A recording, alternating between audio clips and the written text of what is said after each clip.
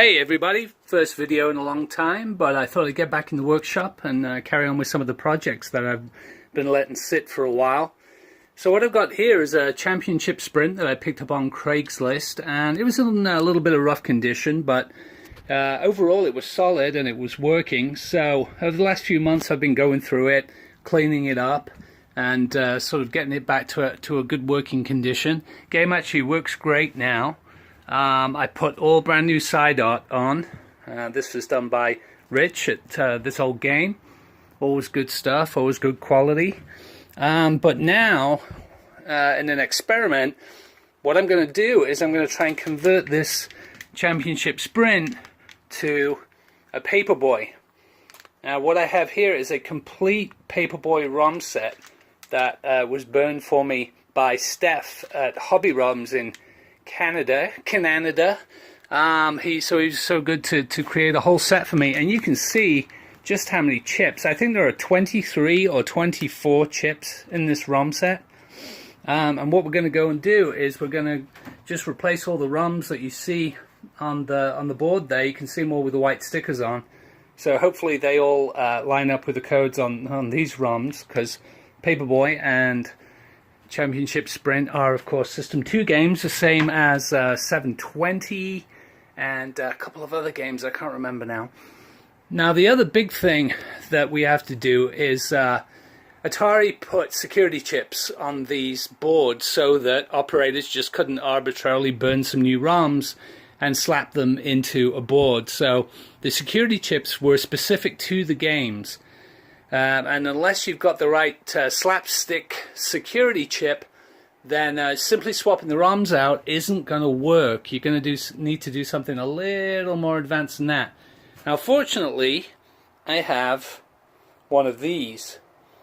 And this is a fully custom-made slapstick security chip created by a guy called Colin, who actually worked with my dad back in the day, but that's a whole different story which I won't get into right now. But what this chip does is it emulates all of the security chips for System 1 and System 2 games created by Atari.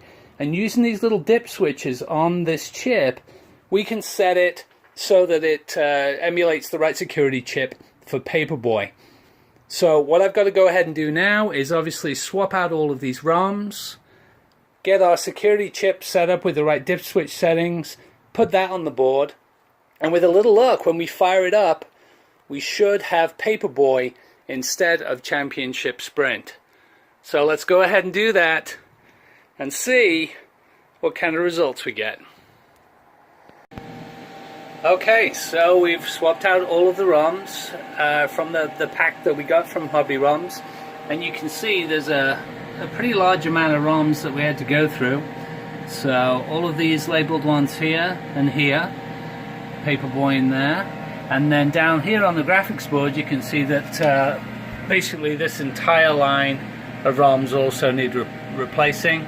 Oh yeah, and there was some more up here on the CPU board as well. So plenty to put in. Had to be very careful, make sure that you don't get any legs sticking out or folded over.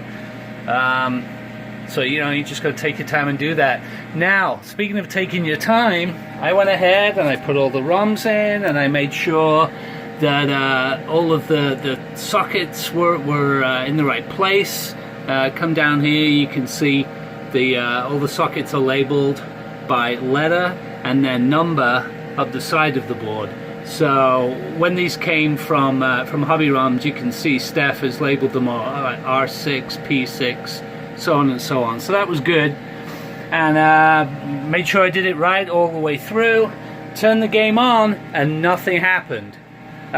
So I went back, and the first thing I wanted to do was make sure that I had the custom slapstick chip set to the correct dip settings here, and they were correct. That was in the right way around. I checked all my notches on the top here, and you can see all the other notches are aligned correctly.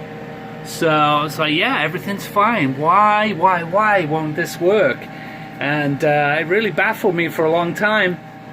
And I had some friends come over the other night. We had a little bit of an arcade get-together, and my buddies came out, and they've all been doing the same thing for a long time, And I was like, man, I just cannot get this Championship Sprint board to boot with these Paperboy ROMs in it. And we looked and looked and looked, and then my buddy Keith just sat there and he said, all of your graphic ROMs are upside down. And I'm like, no, there's no way they can be upside down. I checked all the notches and everything. But if you look, here's the CPU board, and you'll see that the notches are at the top of the chips. You go down and you look at the graphics board, the board is completely inverted, and all the chips and all the notches are the other way around. So I had all of my little notches at the top on the graphics board, thinking that they would be the same as the notches at the top on the CPU board, and of course they weren't. So went ahead, took them all out, turned them all around, and didn't I feel like the world's greatest genius? Because we came around, we turned the game on, and boom, there we have it, Paperboy. You'll notice that there's garbage here, and that's because the memory on this machine has obviously never been used for Paperboy before. It's got all the old memory addressing in it from Championship Sprint. So whatever data is sitting in those memory registers, they're going to show up in that high score table. Now once we start putting scores into that machine, then they'll all come right because they'll get populated with the correct numbers. So there we have it. A little bit of a hiccup, but it just goes to show it can happen to anyone. No matter how many times you've done this stuff, it's always there ready to trip you up. So the lesson learned is check your work. Check again.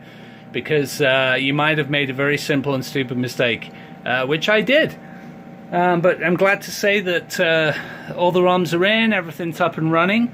Now I do have to hook up the stereo speakers for this game because Championship Sprint did not use stereo, but Paperboy does. So there's going to be some extra little wiring to go on, but that's fine. That's very doable.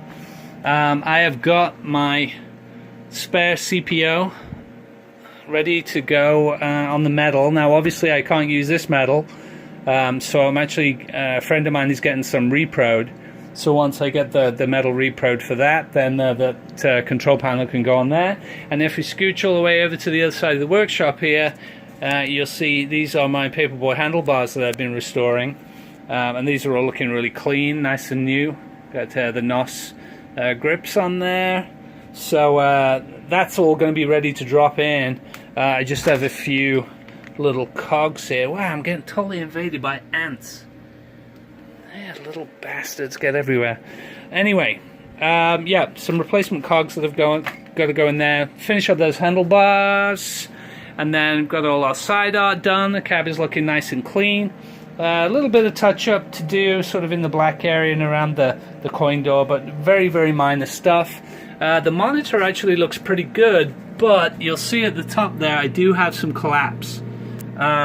So I do have nestled down here my good old Ian Kellogg cap kit for $49.15, and that's the monitor that we've got in hand, medium res 19-inch. So we're going to go ahead and recap that too. So still work to do, but this is a massive jump forward, taking what is essentially a pretty easy to find board set and a reasonably cheap to find cab, and then converting it into what is rapidly becoming one of the hardest Atari games to get your hands on for any kind of reasonable price, and that is Paperboy. So there we go. That's the end of that update. And when I get the repro control panel in and start building that, putting that all together, and finish the cab, then I'll do a final video just to show the machine up and running at the end of the project. Alright, thanks for watching. Bye!